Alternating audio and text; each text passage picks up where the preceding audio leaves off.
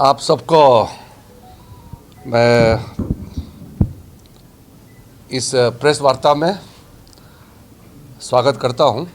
वैसे मेरा महाराष्ट्र में कई दिनों से दौरा चल रहा है और महाराष्ट्र में मेरा बहुत पुराना संबंध है। मैं 5 साल 1999 से 2004 तक अटल बिहारी वाजपेयी जी जब प्रधानमंत्री थे, मैं कमीशन में थे, राष्ट्रीय सचिव भी था पार्टी का, लेकिन कमीशन में काम किए। महाराष्ट्र में बहुत बार आए, लेकिन इस बार मेरा एक विशेष दायित्व है। इसके कारण मैं महाराष्ट्र का दौरा कर रहा हूँ।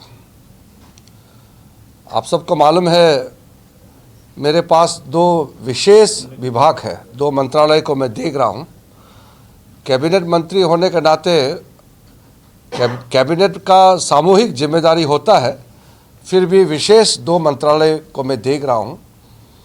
और जिस मंत्रालय से सीधा जुड़ा हुआ है मेरा महाराष्ट्र का यात्रा, उसके बारे में थोड़ा मैं जिक्र करना चाहता हूँ। हमारे देश में 6 अल्पसंख्यक समुदाय हैं: मुस्लिम, क्रिश्चियन, सिख, बौद्ध, जैन और पारसी। 6 समुदाय को एक साथ लेके चलने के लिए देश भर में जो कार्यक्रम हम लोग कर रहे हैं, आदरणीय प्रधानमंत्री नरेंद्र मोदी जी का सबका साथ सबका विकास, एक भारत श्रेष्ठ भारत का मंत्र लेकर के चल रहा हूँ। उसी के कड़ी में महाराष्ट्र में मेरा काम चल रहा है। हमारा सरकार आने से पहले हमारे अल्पसंख्यक मंत्रालय को, मिनिस्ट्री ऑफ माइनॉरिटी अफेयर्स को, कांग्रेस पार्टी ने एक विशेष समुदाय को वोट बैंक बनाने के लिए मुस्लिम अफेयर्स मिनिस्ट्री बना के रख दिया था। उस समय उन्होंने रूल भी बनाया कि नेशनल कमीशन फॉर माइनॉरिटीज़ का अध्यक्ष सिर्फ मुस्लिम ही हो सकते हैं। तो ये कितना गैर संवैधानिक है।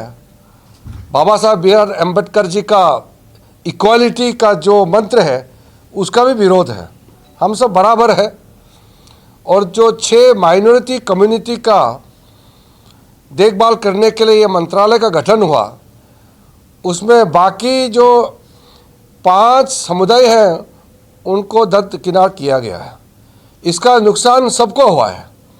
सबसे बड़ा नुकसान तो मुसलमानों को हुआ है, क्योंकि मुसलमानों को वोट बैंक के नज़र से कांग्रेस ने स्थापित किया है। कोई भी समुदाय जब वोट बैंक बन जाता है, उसका बड़ा नुकसान होता है।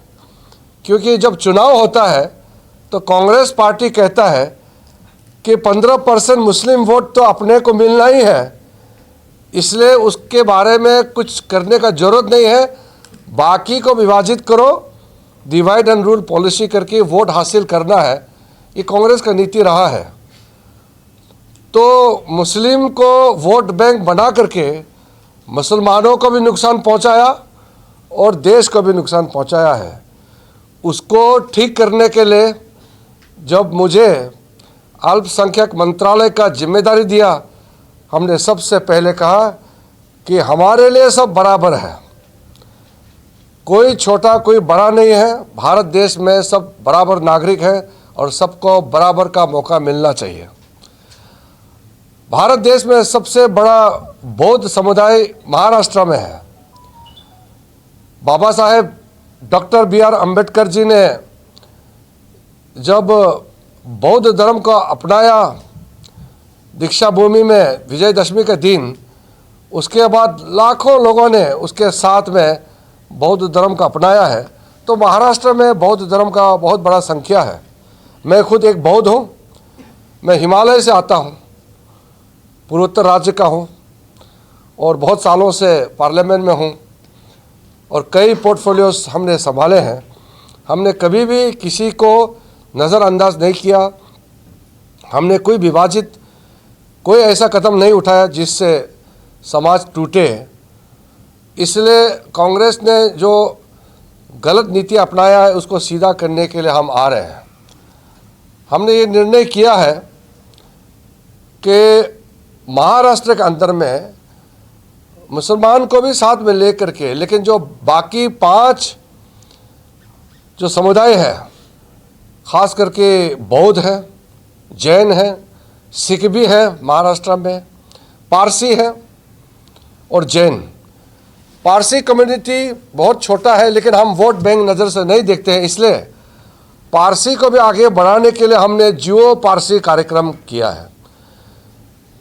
पारसी का जनसंख्या 52,000 है, 52,000। वो एक एमएलए भी जिताने का संख्या नहीं है। अगर हम वोट बैंक और पॉलिटिक्स सोचते तो हम ये काम नहीं करते। हमने जियो पारसी करके पारसी का जनसंख्या को बढ़ाने के लिए एक बड़ा मुहिम शुरू किया है। मुंबई में पारसी समुदाय के साथ बैठ करके हमने कार्यक्रम का लॉन्च भी किया है। बौद्ध को यहाँ बहुत ज़्यादा और हमको मदद करने का आवश्यकता है। जितना बौद्ध का जो गुफाएं हैं, मराठी में लेनी कहते हैं, बौद्ध लेनी, कितने गुफाएं हैं, कितने यहाँ बौद्ध विहार है, बाबा साहब अम्बेडकर के नाम में कितने संस्थाएं बने हुए हैं, सबको हम हिसाब किताब करके आर्थिक सहायता देंगे। वहाँ बॉयज़ हॉस्टल, गर्ल्स हॉस्टल बनाने के लिए, ऑर्फेनेज सेंटर बनाने के लिए, वहाँ चिकित्सा के लिए अगर कोई क्लिनिक सेंटर देना है या training centre, skill training centre बनाने के लिए, लाइब्रेरी, खेल धूल के लिए स्पोर्ट्स का फैसिलिटी, इस तरह का कई फैसिलिटी हम देने वाले हैं। महाराष्ट्र के मुख्यमंत्री एकनाथ शिंदे जी और उप मुख्यमंत्री देवेंद्र फडणवीस जी से मैंने बात किया है और महाराष्ट्र के अंदर में हर एक ज़िले में हम संविधान भवन निर्माण करने का फैसला किया है। अभी हमने प्रक्रिया शुरू कर दिया है, कुछ पैसे दे चुके हैं। अभी चुनाव आने वाले हैं, इसलिए बीच में थोड़ा सा रुकावट आ सकते हैं, लेकिन हर एक ज़िले में हम संविधान को लेकर के हम विशेष कार्यक्रम चला रहे हैं। बाबा साहब अम्बेडकर जी का योगदान इस देश में बहुत बड़ा है और सबसे बड़ा योगदान हमारा देश का संविधान है। पिछले कई दिनों से मैं देख रहा हूँ हमारा देश में कुछ ऐसे तथ्य हैं जो दुष्ट प्रचार करते हैं और हमारा देश में वो लोग ऐसे लोग हैं जो बाबा साहब अम्बेडकर को कभी भी स्थान नहीं दिया। ऐसे लोगों ने दुष्प्रचार। मानता हूँ कि संविधान हमारे लिए सबसे बड़ा ग्रंथ है। जो भी सरकार में बैठे हैं, हमारा देश के लिए सबसे बड़ा हमारा गाइड, हमारा सोच विचार में ताकत देने वाला हमारा भारत का संविधान है। संविधान को रचना करने के बाद कांग्रेस पार्टी ने संविधान को कुचलने का काम किया। आप सबको मालूम है 42nd अमेंडमेंट के तहत कांग्रेस पार्टी ने संविधान का प्रीएम्बल को बदल डाला। 1975 में इमरजेंसी लागू करके संविधान के स्पिरिट को कुचल डाला, लोकतंत्र का हत्या किया। और कई ऐसे उदाहरण हैं। कांग्रेस पार्टी जो एक परिवार को देश से भी ऊपर मानते हैं, वो पार्टी बाबा साहब को कभी सम्मान नहीं दिया। बाबा साहब अम्बेडकर जब पहली बार इस देश का लॉ मंत्री बना, तब हमने देखा है वो ज़्यादा दिन तक इस देश का कानून मंत्री के पद में नहीं रहा। उन्होंने तुरंत इस्तीफ़ा दे दिया। इस्तीफ़ा देने का कारण है कि पंडित जवाहरलाल नेहरू बाबा साहब अम्बेडकर को विश्वास नहीं किया है। जब देश को आज़ादी मिला, उसमें तो कोई चुनाव तो हुआ नहीं, सीधा सीधा गठन किया सरकार। तो जब कैबिनेट का सूची बनाया, पंडित जवाहरलाल नेहरू ने बाबा साहब का नाम को कैबिनेट की सूची में नहीं रखा। तब बाबा साहब अम्बेडकर को लेकर के बहस हुआ और महात्मा गांधी जी ने कहा कि जवाहर, ये कैबिनेट तुम्हारा नहीं है, चुनाव के बाद अगर तुम कैबिनेट बनाते हैं तो तुम्हारा कैबिनेट होगा। ये देश आज़ादी प्राप्त करने के बाद देश को संचालन करने के लिए और संविधान की रचना करके देश को नई दिशा में ले जाने का कैबिनेट है। बाबा साहब भीमराव अंबेडकर के बिना ये कैबिनेट अधूरा होगा। बाबा साहब को कैबिनेट में मजबूरी से सम्मिलित करना पड़ा। उसमें जनसंघ के फाउंडर डॉक्टर श्यामा प्रसाद मुखर्जी भी हिंदू महासभा की ओर से, वो भी इस देश का हमारे कैबिनेट मंत्री के रूप में उस समय सम्मिलित हुआ, इंडस्ट्री मिनिस्टर बना। बाबा साहब अंबेडकर ने अपने जो त्याग पत्र में लिखा है कि पंडित नेहरू के साथ वो काम नहीं कर सकते हैं, क्योंकि पंडित नेहरू ने उसको हर पल अपमान किया, उसको कोई जगह नहीं दिया, कोई भी कैबिनेट कमेटी में जगह नहीं दिया, बाबा साहब का कोई भी सुझाव को नहीं मानते थे। इस तरीके से और बहुत पॉइंट है, मैं लंबा नहीं कहूँगा अभी, लेकिन बाबा साहब को मजबूरन कैबिनेट से इस्तीफ़ा देना पड़ा। फिर समाज को सेवा करने के लिए काम किया। वो लोकसभा में जहाँ भी चुनाव लड़के लोकसभा आना चाहते थे, कांग्रेस ने उसको भगा भगा करके हराया है। जहाँ भी बाबा साहब चुनाव लड़ने के लिए नामांकन पत्र भरते थे, वही पंडित नेहरू और उसके पूरे टीम ने बाबा साहब भीमराव अंबेडकर को हराने के लिए काम किया है। ये सब मालूम है, ये कोई 1000 साल का इतिहास नहीं है, ये अभी हमारे बहुत ही करीबी ये घटना है। इसके बाद बाबा साहब अंबेडकर को कुछ भी पहचान नहीं दिलाया। पंडित नेहरू ने खुद को भारत रत्न दे करके खुद का सम्मानित किया। बाद में 1990 में भारतीय जनता पार्टी का समर्थन से जब नेशनल फ्रंट गवर्नमेंट बनी, तब जाकर के बाबा साहब भीमराव अंबेडकर को भारत रत्न का अवार्ड दे करके नवाजा गया है। कांग्रेस पार्टी कितना नफरत करते थे बाबा साहब अंबेडकर को, ये सब जानते हैं। और वही जिन्होंने बाबा साहब को इंसल्ट किया, इस चुनाव के दौरान हमारे संविधान को लेकर के राब शराब बातें करके गुमराह करने का कोशिश किया। अब कांग्रेस का पोल खोल चुका है। आदरणीय नरेंद्र मोदी जी ने जिस दिन से प्रधानमंत्री के पद पे बैठ करके काम करना शुरू किया, संविधान का रक्षा करने के लिए काम उन्होंने किया है।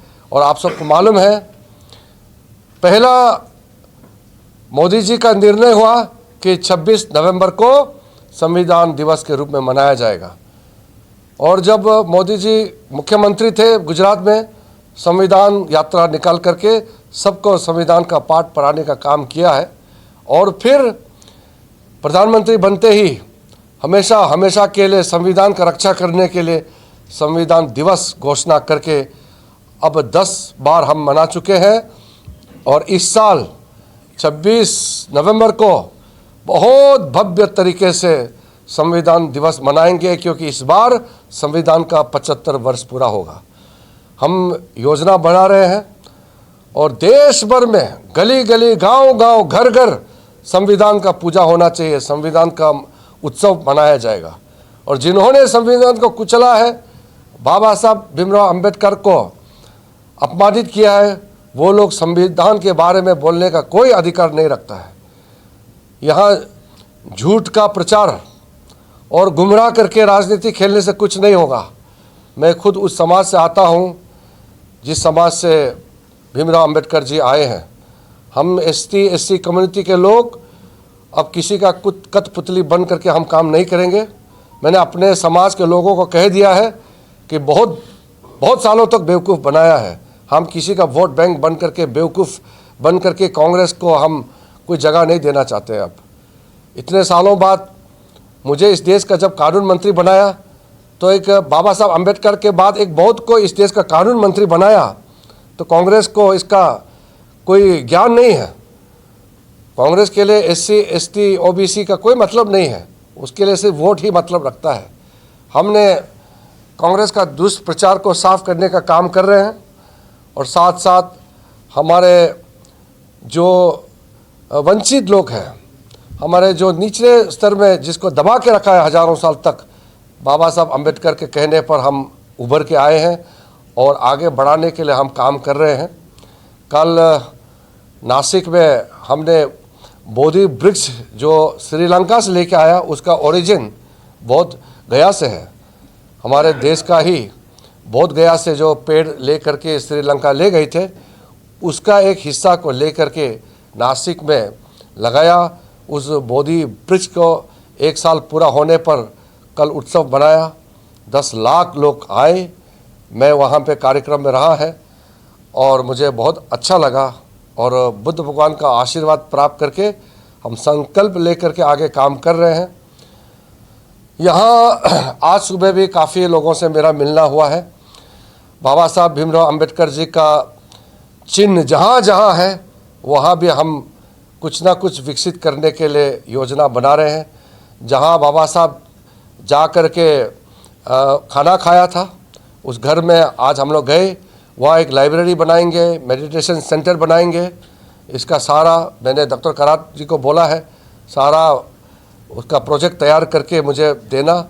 हम बहुत जल्दी उसका राशि, उसका सैंक्शन मेरे ही मंत्रालय से हम करके देंगे। और यहाँ दौलताबाद किला, जहाँ बाबा साहब भीमराव अंबेडकर के ज़िंदगी में एक बहुत बड़ी कड़ी है, वहाँ हम जाके आए हैं।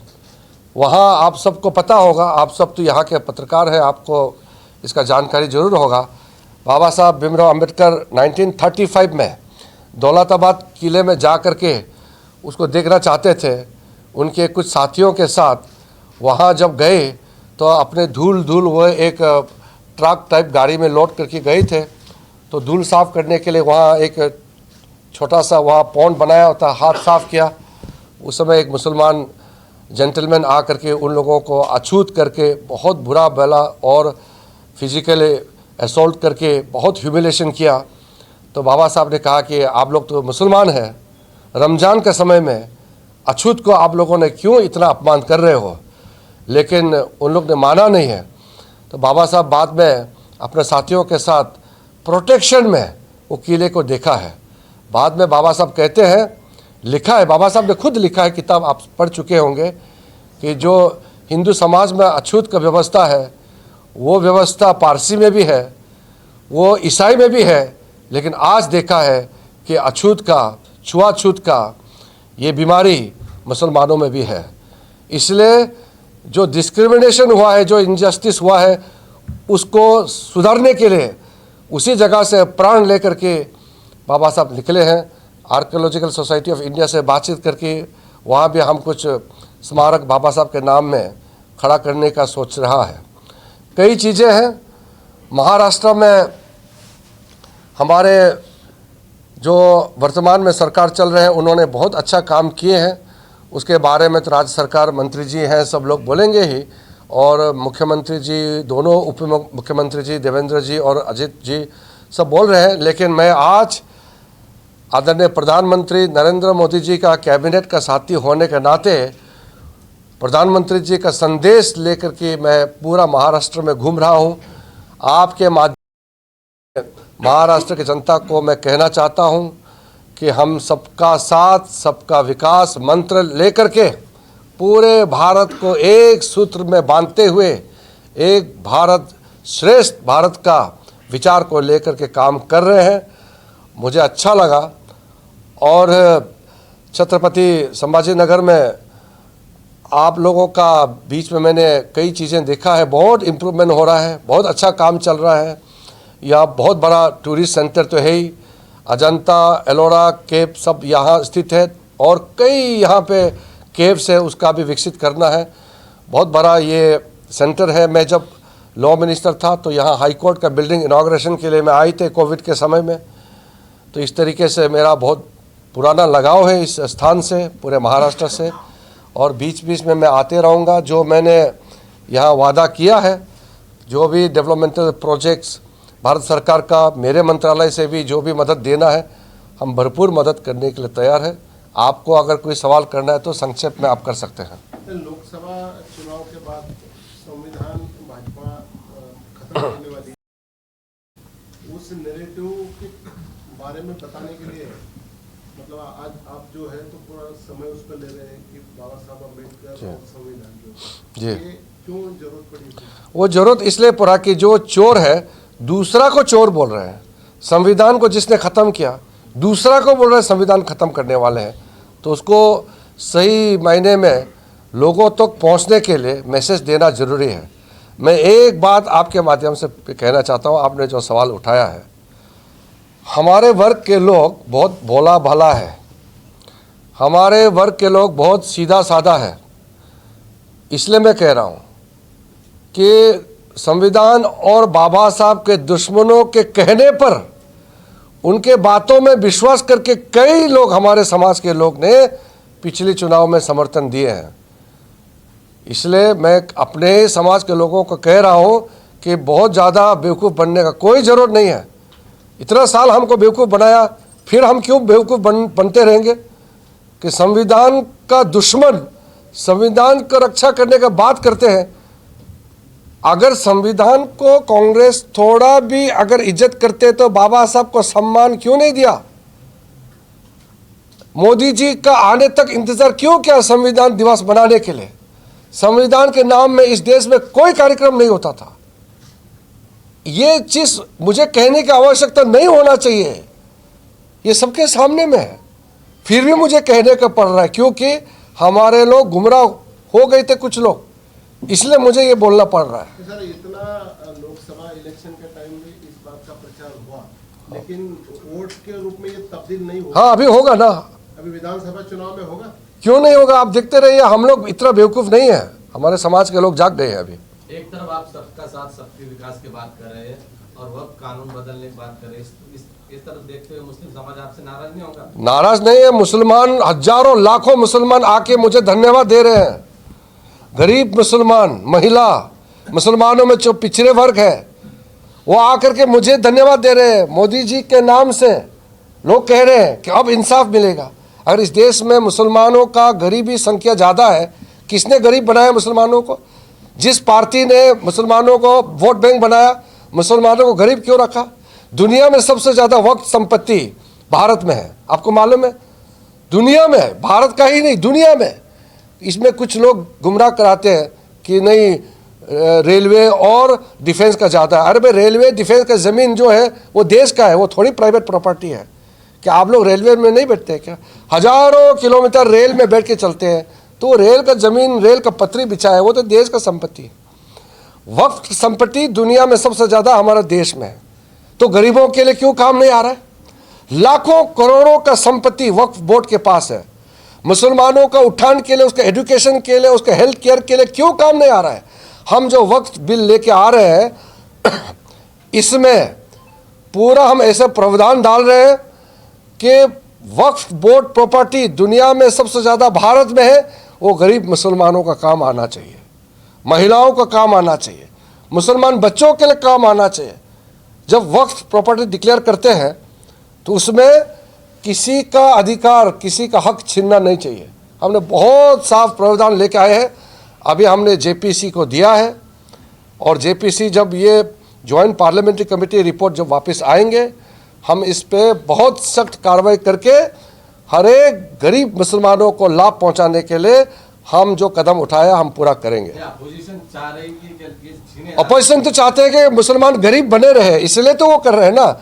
हम मुसलमानों के रास्ते पे चलेंगे, हम कांग्रेस के रास्ते पे नहीं चलेंगे।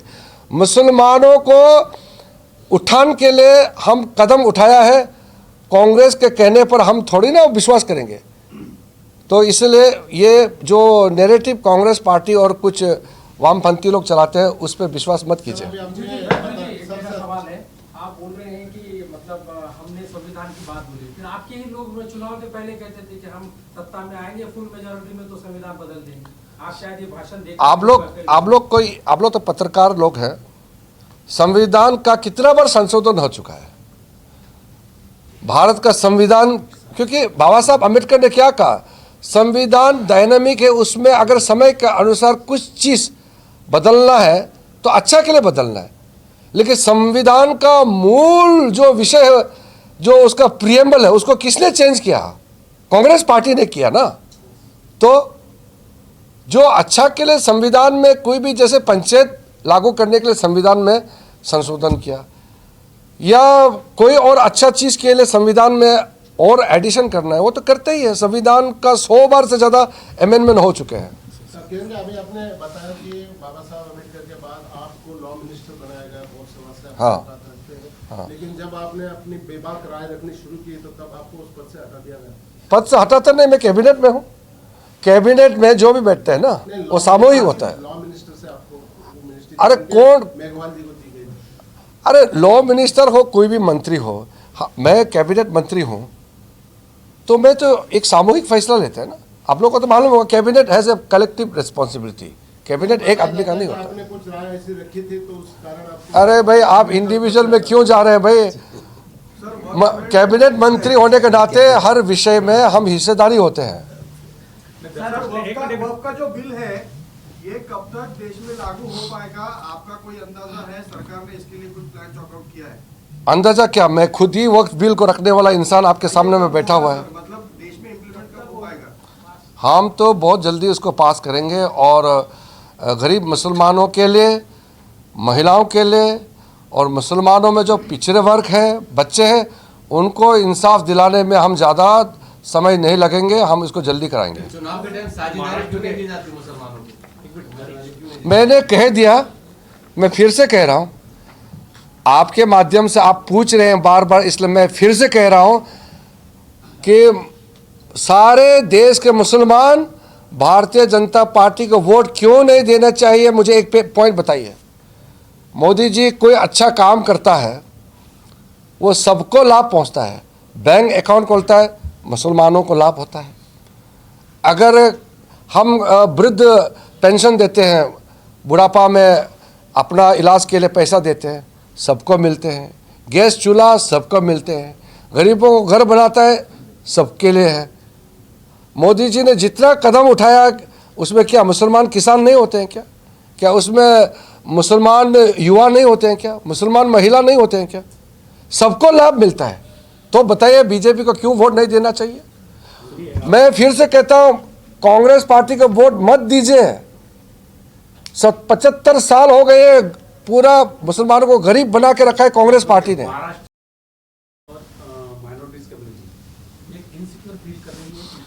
इनसिक्योर कांग्रेस पार्टी फील कर रहे हैं, कोई नहीं है। नहीं, अभी कांग्रेस की बात ही नहीं करना चाहिए क्योंकि 10 साल से आप केंद्र में सत्ता में। हाँ, तो माइनॉरिटीज के डेवलपमेंट में आपने जो काम किया है उसके ऊपर आपने लोगों के सामने जाना चाहिए। वही तो विचार हूँ। आज मैं महाराष्ट्र में इसीलिए आया हूँ।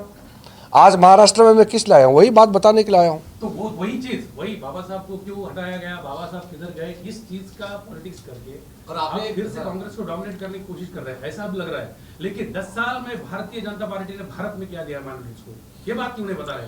वो अभी जो मैं इतना बता रहा है, आप लगता है कांग्रेस से आप बहुत इन्फ्लुएंस हो गए हैं। इतना देर से मैं बता रहा हूँ, हमने इतना काम किया है और करने जा रहा हूँ, वही तो मैं बता रहा हूँ। ये कांग्रेस का इन्फ्लुएंस हो गया। पिछले 10 साल में आपने क्या किया है ये बताइए ना। दौलताबाद की घटना में एक मुस्लिम आदमी का वो बताया, हाँ, बताया। हाँ। उससे वो तो सच है ना। सच है बात, ठीक है। उसमें तो बौद्ध और मुस्लिम में तो झगड़ा फसाद नहीं। हो जाएगा इस बात से आपसे। इक्वालिटी को बनाए रखने के लिए वही तो बाबा साहब ने कहा कि छुआछूत नहीं होना चाहिए। आप सब बातें कर रहे हैं, फिर आपकी पार्टी के विधायक बोलते हैं मस्जिद में घुस के मारेंगे, तो ये क्या? अरे भाई, मेरा प्रधानमंत्री और मेरे साथी और मैंने बोला है क्या? काम कर रहे हैं सब बातें जो बताया हमारे पत्रकार ने, आप जो काम कर रहे हैं उसका प्रचार राठौड़ बोल। आता मला वाटतं क्या करना था ये बताना है क्या? बाबा साहब जहाँ रहते थे वो बहुत बड़ा पॉइंट बनेगा, स्मारक बनेगा। नीतीश राणे पे कार्रवाई की जाए। हाँ जी, आपका जो एमएलए महाराष्ट्र का, उस पर कार्रवाई की जाएगी। देखिए राठौड़ तेरा सगाड़ी की आज साझा पत्रकार परिषद हुई है, उसमें नाना पटोले कांग्रेस की तरफ से उन्होंने बयान दिया है कि साहू फुले अम्बेडकर के महाराज को मोदी शाह का महाराज नहीं बनने देंगे। देखिए, आप हर आदमी क्या बोलता है वो मत पूछिए। क्या है कि मैं हर आदमी का जवाब देने के लिए नहीं आया है। मैं क्या करने वाला हूँ वो बताने के लिए आए हैं। अब इस तरह का सवाल तो लाखों सवाल होगा, फिर तो हर दिन बोलते रहते हैं। इस देश में एक बीमारी फैल गया, जो लोग सबसे ज़्यादा बोलते हैं वो कहते हैं कि उसको बोलने का आज़ादी नहीं है। तो इसलिए किस का जवाब देगा? 2014 और 2019 में जो बीजेपी और एनडीए के सांसद चुन के आए थे, उनका वोटों का चुन के आने का अंतर बहुत ज्यादा था। इस बार वो काफी कम है, काफी कम सीटों से जीतियां हारी गई हैं। नहीं, आप चुनाव, नहीं, I just want to ask, अभी तो इलेक्शन ही नहीं हुआ ना। अभी चुनाव होगा ना। नहीं, 24च ना सांगतोय मी, सॉरी लोकसभा सांगा मग, लोकसभा सांगा तुम्ही, विधानसभा लोकसभेतलं अंतर खूप होतं सर। 14 और 19 में, 24 में अभी तो बहुत फर्क हुआ सर। 14 और 19 में क्या मुसलमान समाज बीजेपी के साथ खड़ा था? इसमें आपको क्या लगता है, आपको कोई एनालिसिस है? हम मुसलमान हिंदू करके नहीं देखते हैं, सबका साथ सबका विकास। मैंने आपको सबको बताया, हम सबका समर्थन चाहिए। इसलिए मैंने बार बार बोला ना, जब हम कोई स्कीम चलाते हैं तो सबको लाभ मिल रहा है ना। 10 सालों में आप सबको मालूम है कि इस देश में कितना तेजी से विकास हुआ है, आपको मालूम है। अगर आप अच्छा हाईवे को रोड नहीं मानते हैं, उसको अच्छा विकास नहीं मानते हैं, घर में आपका अच्छा सुविधा आ गया, गरीबों का घर बना रहा है, उसको आप उसको डेवलपमेंट नहीं मानते हैं, तो फिर क्या है डेवलपमेंट? कि हमारा तरफ से ये है कि हम सब तक पहुंचना है। हम जो क्लैरिफिकेशन शुरू में बोला वो तो इसलिए कि वो दुष्प्रचार किया, उसको दूर करना जरूरी था। तो मैंने उसको क्लैरिफिकेशन दिया है कि दुष्प्रचार को हमने अभी साफ करने का काम शुरू कर दिया है। कांग्रेस का अभी अस्तित्व नहीं रहेगा। अभी मैं बोल रहा हूँ 10 साल में तो हमने जो काम किए हैं लोग ने तारीफ किया है। अभी पिछली बार चुनाव में थोड़ा सा ये लोग ने गुमराह किया है। ये था लास्ट क्वेश्चन है, विकास लास्ट। नहीं आपका हो गया ना, वो जो नहीं पूछा कांग्रेस वाला है तू, नहीं उसका पेपर भी कांग्रेस का है। अरे लास्ट नया कोई ये कांग्रेस वाला नहीं है, लेकिन ये कांग्रेस से इन्फ्लुएंस प्रभावित हो गया, इसलिए मैं बोल रहा हूँ। उसके दिल में अपन है। एक जो जिसने नहीं पूछा वो नया मैं गया नहीं है, पूरा डिटेल में पढ़ा नहीं है, लेकिन जो भी घटना मौत होते हैं या कत्ल होते हैं तो ये तो सब, इसका तो खंडन सबको करना ही चाहिए। और वो एक नेता है, वरिष्ठ नेता है एक पार्टी का, वो नहीं हो भी हर एक इंसान, एक भी नागरिक का मृत्यु होता है तो वो तो सबको चिंता होता ही है। सर एक आखिरी सवाल, आप सारा देश जानना चाहता है, आप भी पूर्वोत्तर से आते हैं, मणिपुर की जो समस्या है ये बहुत बड़ा न्यूज़ है। मणिपुर का जवाब देने में समय लगेगा। विरोध करते हैं कि प्रधानमंत्री उस पर बयान नहीं दे रहे। आप यहाँ छत्रपति संभाजी नगर में बैठ करके ऐसा सवाल पूछ रहे हैं, उसका जवाब देने के लिए कम से कम 20 मिनट लगेगा। ये जो आप बता रहे हैं उसको मैं जवाब 20 मिनट लगेगा, तो उसका हम अलग से बोल सकते हैं। बाबा साहब अम्बेडकर जी का जो जहाँ रहते थे 10 साल लगभग रहे हैं, कैंटोनमेंट है। आज वो घर, क्योंकि वो कैंटोनमेंट एरिया में है तो सिविल एडमिनिस्ट्रेशन वहाँ काम नहीं कर सकते। लेकिन मैं जब घर में गया, उसमें रहने वाले से मैंने बात किया, वो रेंट में रह रहे, टूटा फूटा बहुत बुरी हालत में है, और एक परिवार रह रहे हैं उसमें।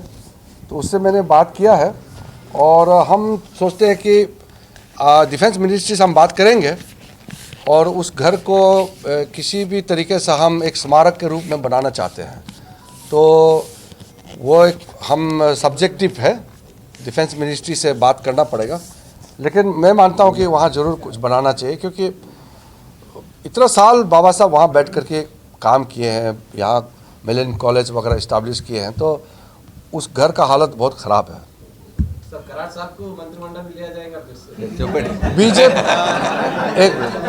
बीजेपी में सब बराबर है, सब बराबर है। केला या विषयावर जरा बोलतो ना मी।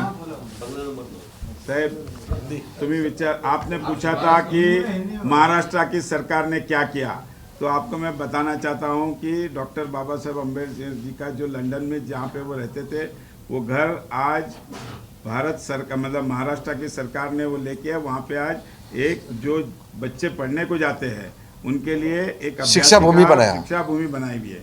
उसी तरीके से इंदू मिल का जो बाबा साहेब अम्बेडकर का स्मारक था, उसका भी काम बीच में 2.5 साल बंद था।